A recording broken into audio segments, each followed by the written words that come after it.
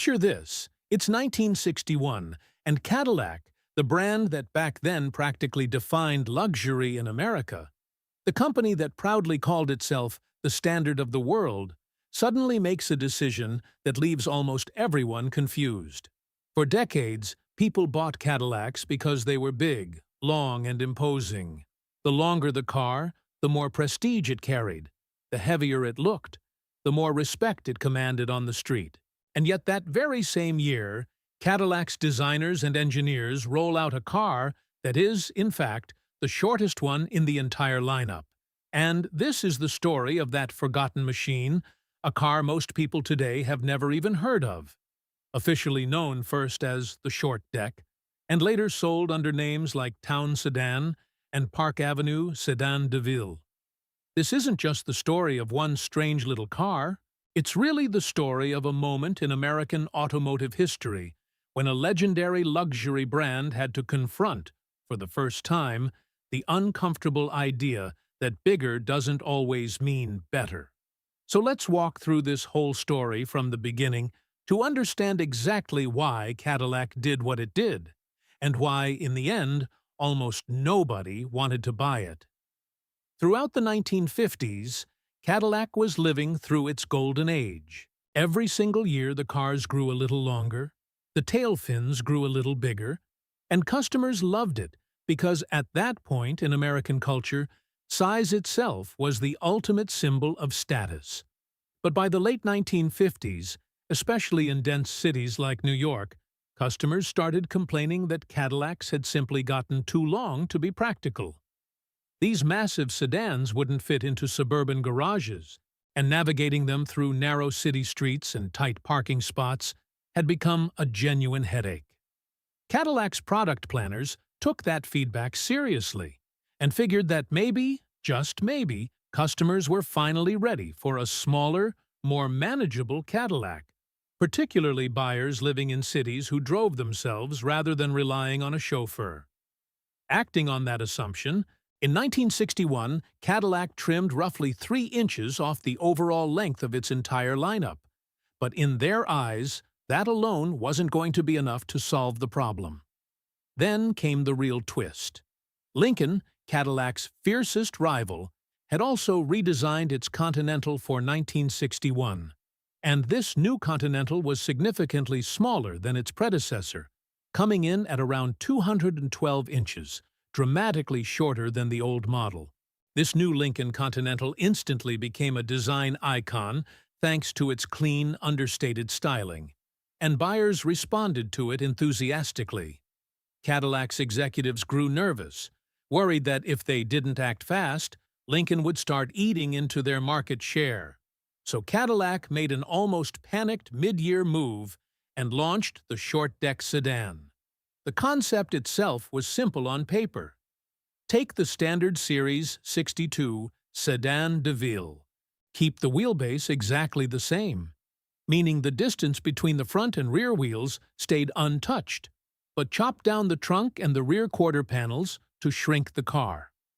This brought the overall length down from 222 inches to 215 inches, a full 7-inch reduction concentrated entirely at the back of the car. Now here's where it gets genuinely strange, and it's worth understanding why. When you cut off the back end of a car, but leave the front and the wheelbase completely untouched, you end up throwing off the entire visual proportion of the vehicle. Cadillac's signature beauty had always come from those long, sweeping lines that flowed from the hood all the way back to the dramatic tail fins in one continuous curve. When 7 inches were abruptly hacked off the rear, that curve was left unfinished, and the car ended up looking a little odd, a little stubby, almost like someone had rushed the job and stopped halfway through. Automotive history sites like Curbside Classic have gone so far as to nickname this design the bob-tailed nag, essentially comparing it to a horse whose tail had been chopped off. Car enthusiasts and automotive historians still discuss today how visually awkward this car looked, precisely because its original design language had been violated purely to meet a rushed marketing deadline. This new model was officially branded the Short Deck in 1961, and remarkably, Cadillac kept the price identical to the standard Sedan de Ville at $5,498. This pricing decision baffled customers immediately. If the car was smaller and used less material, shouldn't it logically cost less? Instead, Cadillac charged full price for what looked like a reduced product, and buyers felt like they were being asked to pay the same amount for noticeably less car. This turned out to be the single biggest reason the whole experiment failed. People bought Cadillacs specifically because they wanted more presence, more size, more grandeur, and when they were offered a smaller car at the exact same price, most of them simply refused to buy it. In 1961, only 756 units of this short-deck version were built, while that same year the standard-length Cadillac sold well over 31,000 units. That gap alone tells you everything about where customer preference actually stood. People were sending a clear message that they wanted their Cadillac long, parking difficulties or not. In 1962, rather than abandon the idea, Cadillac doubled down and expanded it.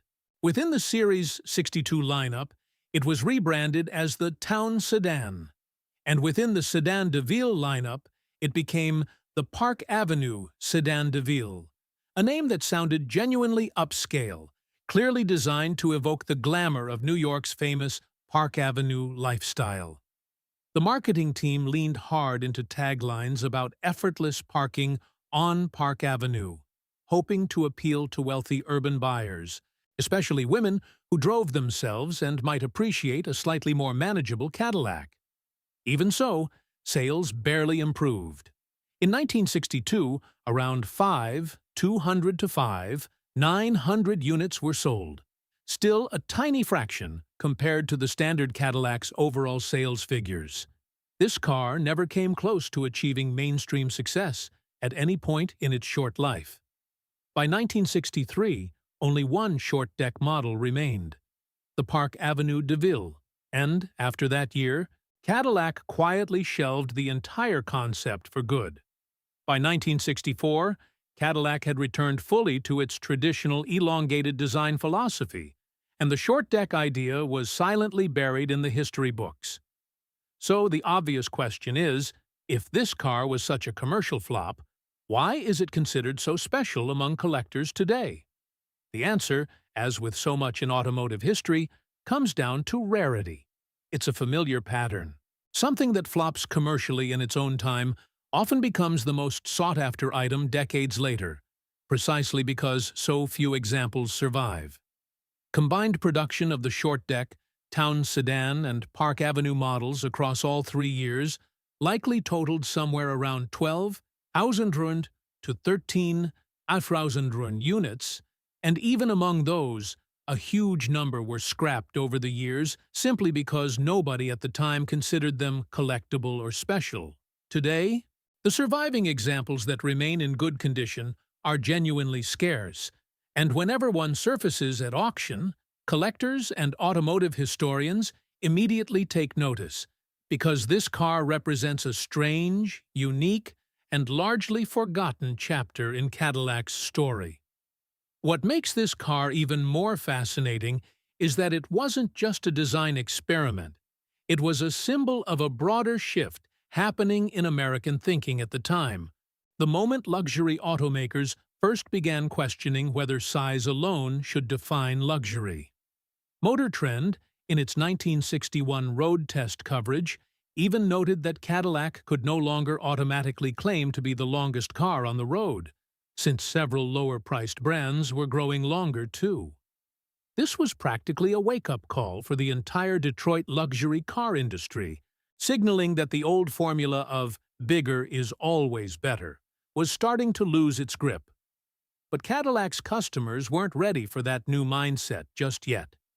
In their minds, owning a Cadillac meant owning grandeur, and grandeur meant size.